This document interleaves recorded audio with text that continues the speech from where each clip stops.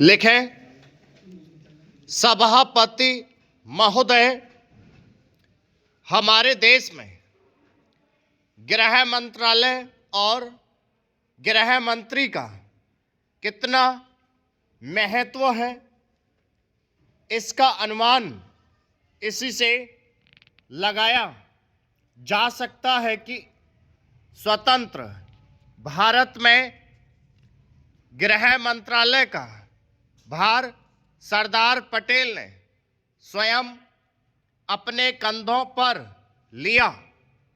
सरदार पटेल का साहस, उनका उत्साह और उनकी बुद्धि तीनों ही हमारे गृह मंत्रालय के लिए आदर्श का काम कर सकती हैं।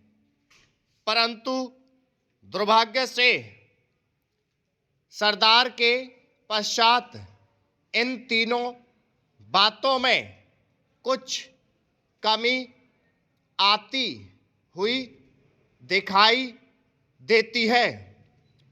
उदाहरण के लिए एक ही बात मैं कहना चाहता हूं।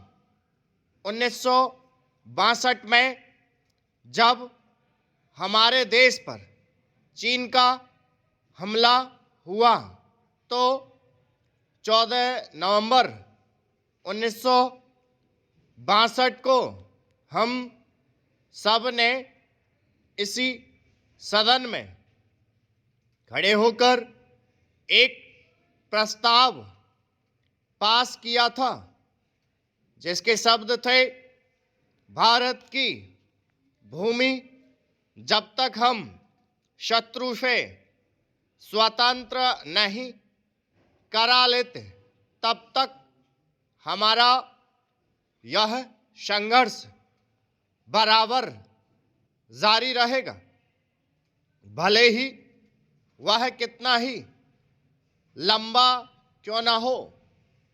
लेकिन कुछ दिन बाद आगे चलकर हमने राष्ट्रीय एकता सप्ताह या दिवस मनाना शुरू कर दिया, तो हमने उस प्रतिज्ञा को कुछ दूसरे शब्दों में बदल दिया। उस प्रतिज्ञा के शब्द थे, मैं अपने देशवासियों के संकल्प को दोहराता हूं कि मैं अपने देश की स्वतंत्रता तथा एकता की रक्षा करूंगा, चाहे इसके लिए कितना ही कड़ा और लंबा संघर्ष क्यों ना करना पड़े। मैं राष्ट्रीय एकता तथा बल के लिए तन मन से काम करने की शपथ लेता हूं। लेकिन इस बार राष्ट्रीय एकता सप्ताह के सिलसिले में एक छोटा सा प्रकाशन भारत सरकार की ओर से प्रकाशित हुआ है।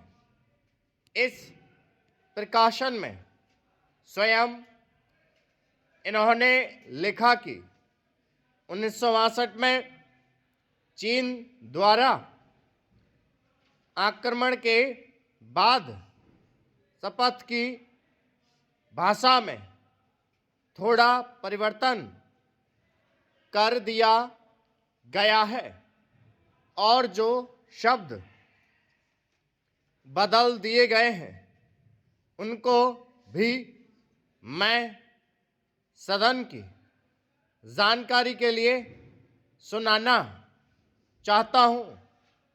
मैं प्रतिज्ञा करता हूं कि मैं कभी हिंसा का प्रयोग नहीं करूंगा। स्टॉप